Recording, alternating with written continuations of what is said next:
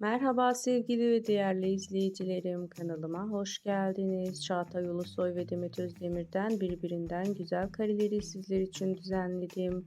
Muhteşem dizi Eşref Rüya setinden yeni paylaşımları, yeni görüntüleri sizlere sunmakta devam ediyorum. Demet Özdemir'in birbirinden güzel karelerini sizler için uyarlayıp sunuyorum. Umarım beğenirsiniz. Çağatay Ulusoy ve Demet Özdemir Eşref Rüya dizisinde ve büyük başarı elde ettiler ve biz de muhteşem oyuncularımızın paylaşımlarını sizlere ilk önce sunmakla devam ediyoruz. Şimdilik bu kadar. Hoşça kalın. İyi seyirler.